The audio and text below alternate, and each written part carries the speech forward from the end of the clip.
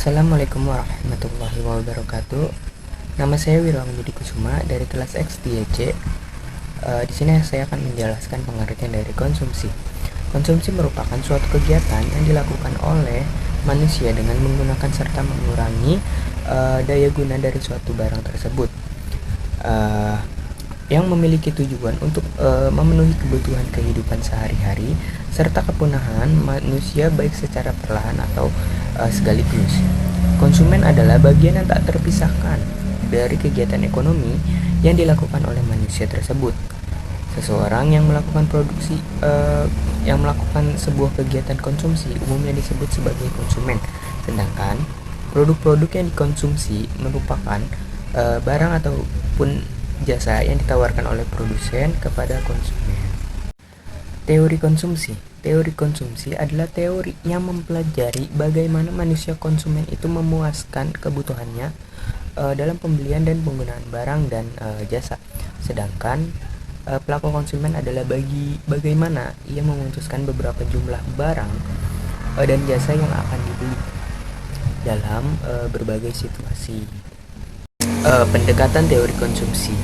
Pendekatan teori konsumsi adalah suatu pendekatan yang menjelaskan bagaimana konsumen membuat keputusan dalam membeli barang dan jasa berdasarkan pada teori-teori dan prinsip ekonomi. Di sini teori konsumsi yang umum digunakan itu ada 4. Yang pertama teori utilitas, yang kedua teori perilaku konsumen, yang ketiga teori perubahan pendapat, dan yang terakhir adalah teori siklus hidup. Faktor-faktor yang mempengaruhi, yang pertama adalah penghasilan, lalu ada tingkat pendidikan, harga barang dan jasa, jumlah keluarga, serta selera dan gaya, jenis kelamin, adat istiadat, dan kebiasaan. Yang terakhir tingkat bunga ahli ekonomi klasik. Oke, ada fungsi-fungsi. Yang pertama menghabiskan atau mengurangi nilai guna suatu barang sekaligus, mengurangi nilai guna suatu barang dan jasa secara bertahap, dan pemenuhan kebutuhan jasmani dan rohani. Pengaruh konsumsi terhadap pendapatan nasional. Secara makro, pengeluaran konsumsi masyarakat berbanding lurus dengan pendapatan nasional, karena semakin besar pendapatan, maka semakin besar pula pengeluaran dalam konsumsi.